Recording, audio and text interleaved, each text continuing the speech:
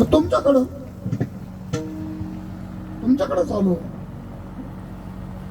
तुमचं माझं तुमचं काही परिचय नाही असं कसं. अहो आपण जवळचे नातेवाईक आहे. मला नाही हो माहित नातं, मला नातं माहित नाही.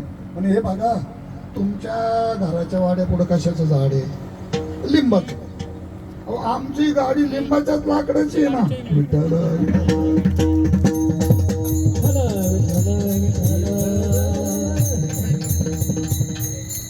काय जवळचा संबंध आहे हो.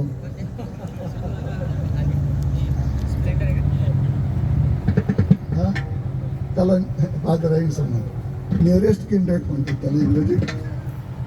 अत्यंत जवळचा व्यक्तीनं संबंध आहे.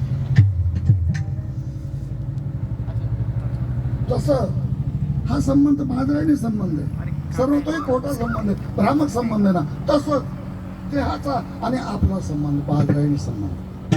न त्वं देहो नेंद्रियाने न मनो न प्राणो न धी विकारित्वात् विनाशित्वात् दृष्टत्वात् यथो घटः. विठ्ठल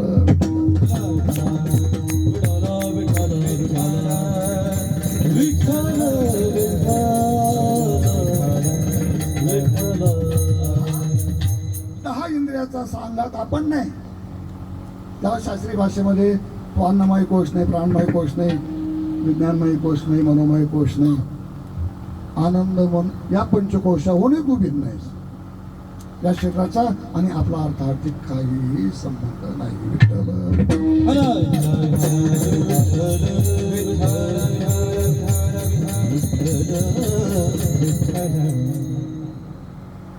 गीताकार बोलतात वासांश जीर्णानि यथा विहाय दवान गृह्णाति नरोपराणि.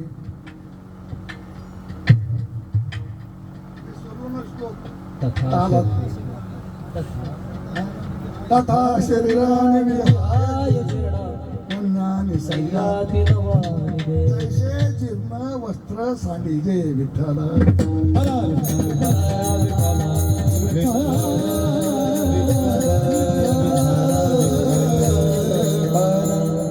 जसं वस्त्र जीर्ण झालं म्हणजे आपण टाकून देतो.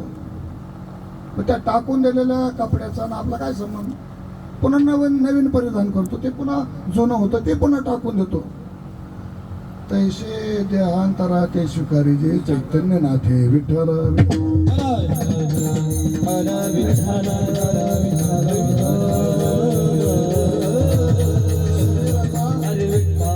देहाचा आणि आपला काही अर्थार्थी संबंध नाही.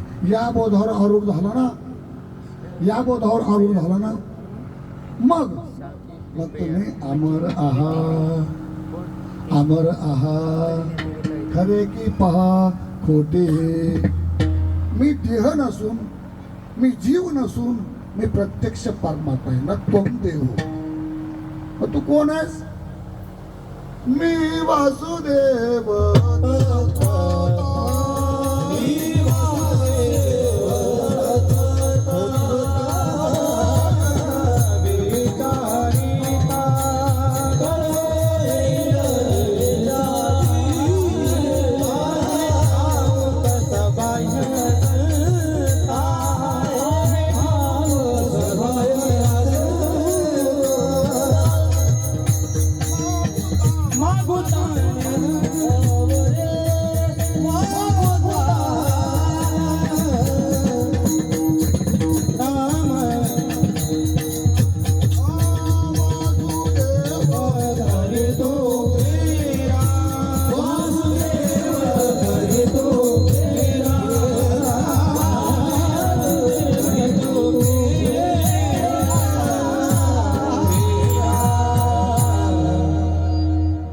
जगद्गुरु तुकोबारा बोलतात तुझं मज नाही भेद केला सहज विनोद.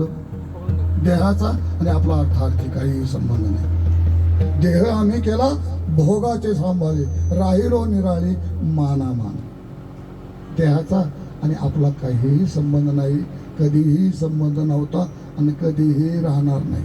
देह विनाशी आहे, देह आपला नाही, देह काळाचं खाद्य आहे, देह पंचभूताचा गोंधळ केला एके ठाई मेळ लाविला सबळ अहंकार त्या पाठी तेथे कैचे मी ते माझे देह मी नाही देह माझा नाही या देहाचा माझा संबंध नाही मी अखंड अविनाशी नित्य असणारा परमात्मा स्वरूप आहे या बोधावर तुम्ही आरोप झाला ना अमर आहा नाही आम्हा जावे मरावे लागत आहो अखंडित जैसे तैसे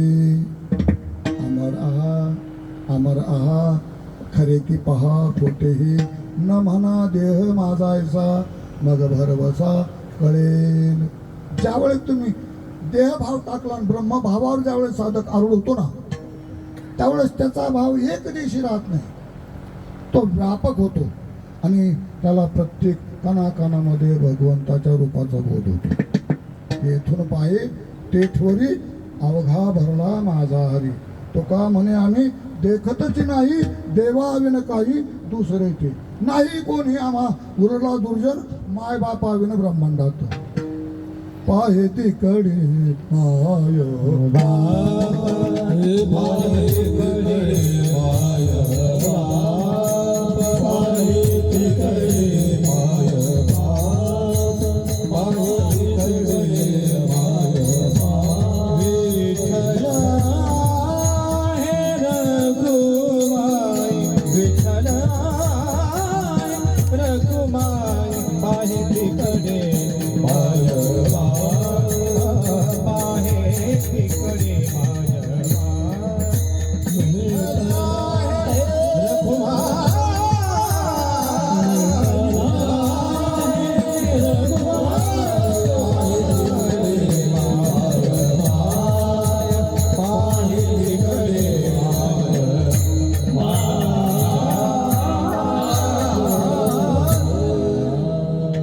देवाशिवाय दुसरी अनुभूती नाही देहभावाचा त्याग झाला देहभावाशी संबंध तुटला ब्रह्मभावावर आरूढ झाला ना आता देवाशिवाय दुसरं काही नाही तिकडं तिकडं काना कानामध्ये भगवंताची अनुभूती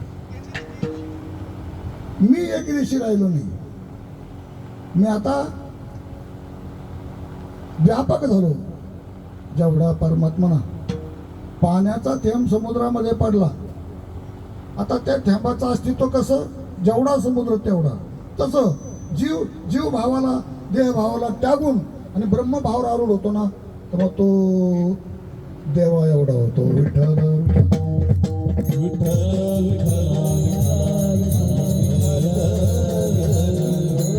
असा व्यापकत्वाचा बोध झाल्यानंतर कोणत्याही प्रकारच्या भीतीचं कारण उरत नाही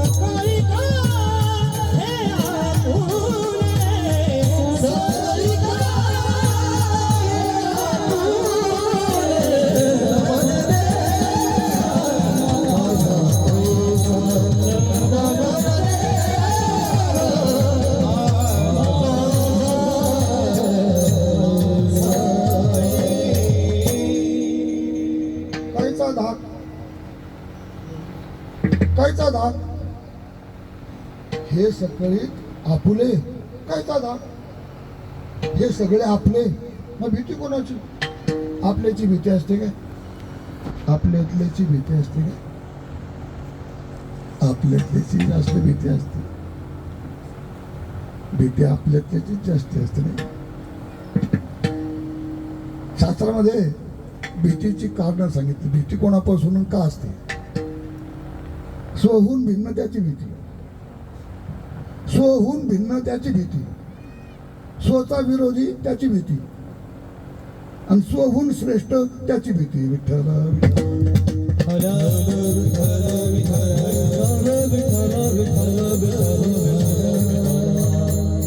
स्वचा विरोधी भीती कोणाची? स्वचा विरोधी भीती कोणाची? स्वहून श्रेष्ठ.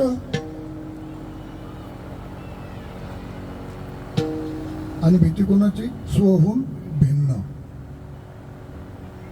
आता स्वहून भिन्न काहीच नाही. आता दुसरं काहीच नाही देवाशी. स्वहून भिन्न नाही आणि देवापेक्षा कोणी श्रेष्ठ नाही. स्वहून श्रेष्ठ कोणी नाही आणि विरोधी कोणी उरला नाही. संपायला आला होता पण वाचला विरोधी. विठ्ठल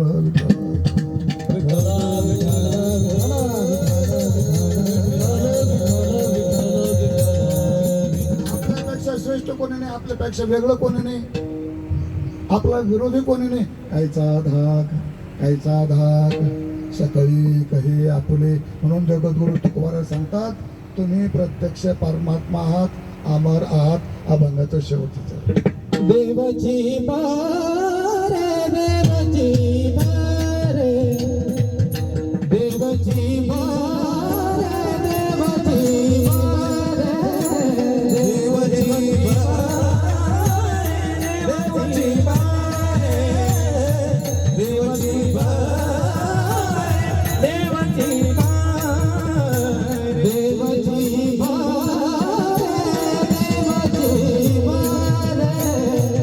देवाची बार, देवाची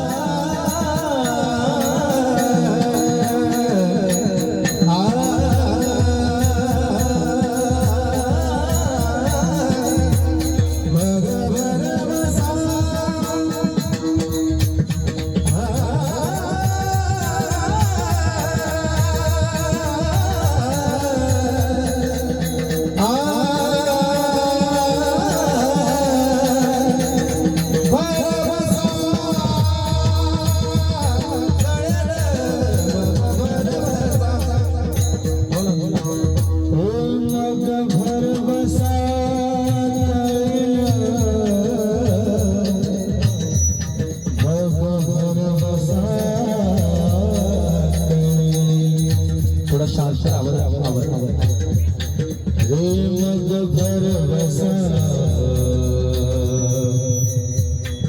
कळे न मने देहायसा मग भरवसा हरी मग भरवसा मग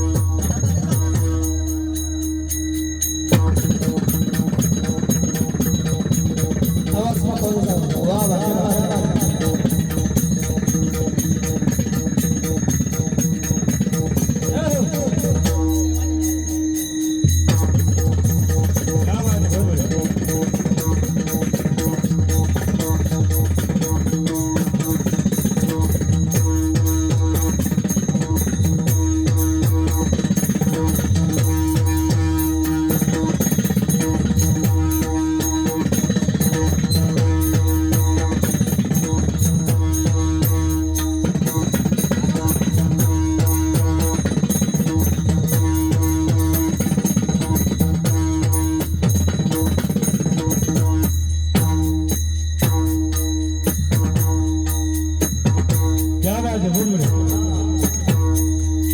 सानी द द द द ने ने सानी द द द द द द द द द द द द द द द द द द द सानी द द द द द द द द द द सानी द द द द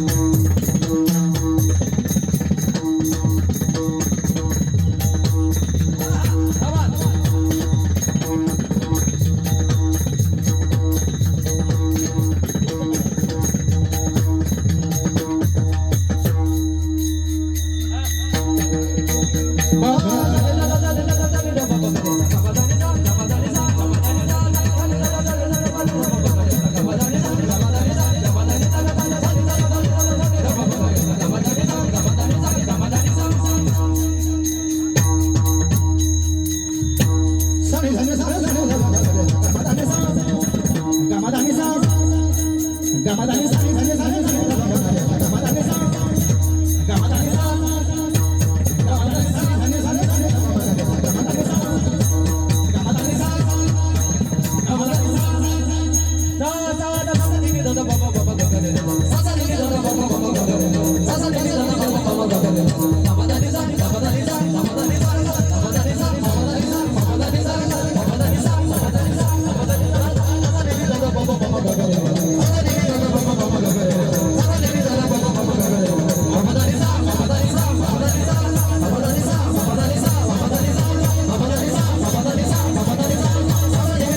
द द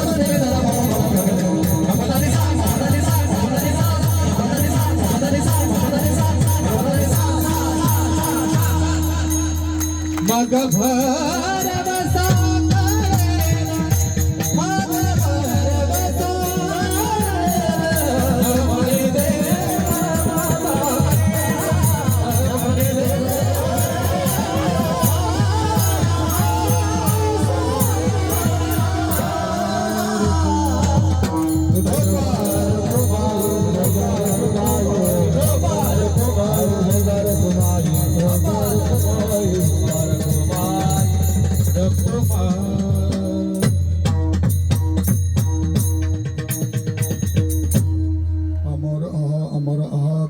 पहा खोटेही न म्हणा देह माझा ऐसा मग भर बसा कळेल कायचा धाक सगळे कही आपुली देवची बरी तुका म्हणे खरे तुम्ही न म्हणा देह माझा ऐसा मग भर बसा कळेल. जाऊ द्या जगद्गुरु तुकोबाराय सांगतात तुम्ही अमर आहात, तुम्ही निर्भर आहात, तुम्ही प्रत्यक्ष ईश्वर आहात. आणि शेवटच्या चरणातून जगद्गुरु तुकोबाराय त्या भगवंताच्या स्वरूपाचं वर्णन करतात. देवची बरे म्हणजे आनंद, ज्याचं पर्यावसान आनंदामध्ये होतो त्याला बरे म्हणतात. बरे म्हणजे आनंद, बरे म्हणजे ज्ञान. तुका म्हणे खरे तुम्ही म्हणजे सत्य, सच्चित आनंद या स्वरूपाचे तुम्ही आहात. या स्वरूपातून तुमचं विघटन झालेलं आहे. तुम्ही देह माझा नाही, देहाची आसक्ती टाका आणि या पूर्व स्वरूपावर तुम्ही प्राप्त झालात ना. अमर आहा खरे की पहा खोटे, या न्यायाप्रमाणे या सिद्धांताप्रमाणे हरिभक्तीपरायण नारायणजी महाराज भवर हे आपल्या अमर मूळ स्वरूपाला प्राप्त झाले. त्यांना जगद्गुरु तुकोबारायच्या कृपेनं, जगद्गुरु तुकोबारायच्या असीम कृपेनं त्यांना आपली पूर्वावस्था प्राप्त झाली.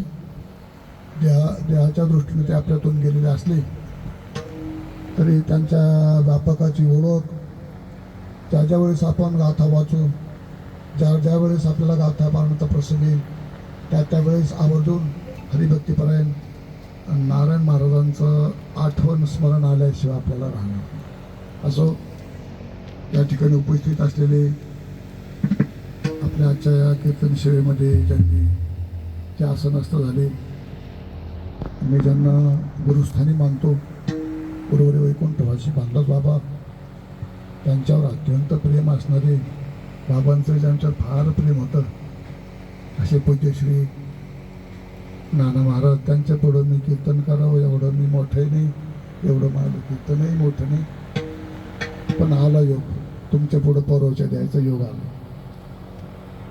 आपल्या महाराष्ट्रामधले दिग्गज गाणारी मंडळी, प्रसिद्ध कीर्तनकार हरिभक्तीपरायण विशालजी महाराज खोले, कीर्तनकार महाराज टाळ घेऊन उभं राहिलेलं फार दुर्मिळ.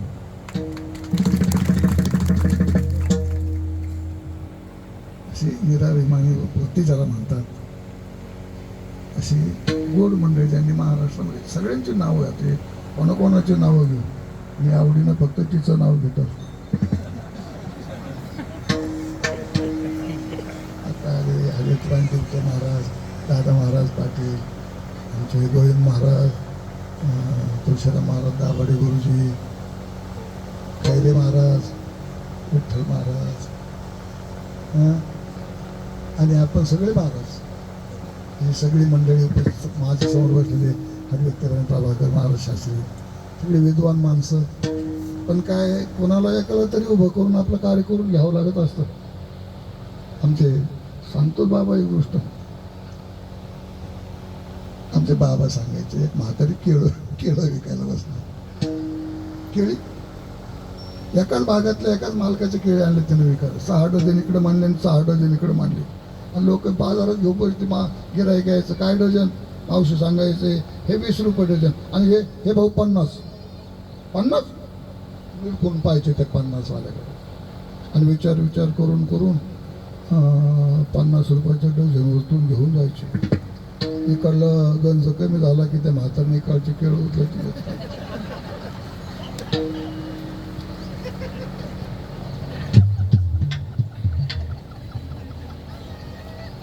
आज काय भाऊ हे 20 रुपये नाही, 50 रुपये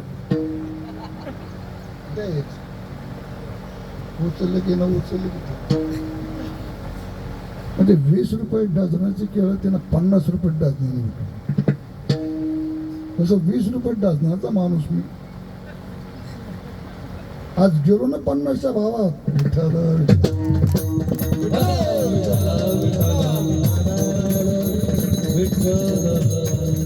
सगळे पूज्य मंडळी या ठिकाणी उपस्थित झालेले आहेत.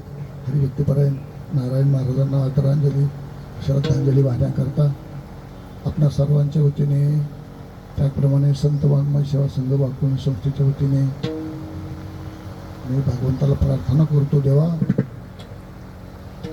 घेईन मी जन्म या जगद्गुरु तुकोबारायच्या उक्तीप्रमाणे, घेईन जन्मांतरी हेच करावया खरे, घेईन मी जन्म यासाठी देवा तुझी चरण सेवा साधावया. प्रभो, आमच्या नारायणरावांना पुन्हा गाथा वाचण्याकरता, पुन्हा गाथा पारण करण्याकरता लवकरच परत पाठव अशी प्रार्थना करतो. आणि झालेली ही कीर्तन रूपी पुष्प सेवा भगवंताच्या साधू संतांच्या तुम्हा देव स्वरूप होते माता पित्यांच्या चरणी सादर समर्पण करून सेवेला विराम देतो. ज्ञानेश्वर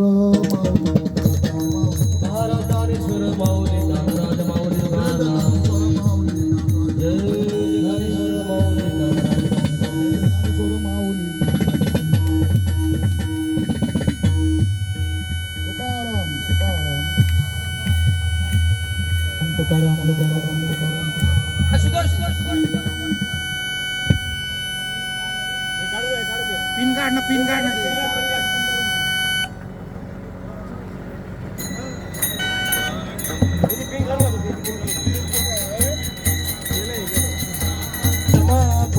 महाराज तुम्ही शुद्ध काही विचारूला अधिकार तुला.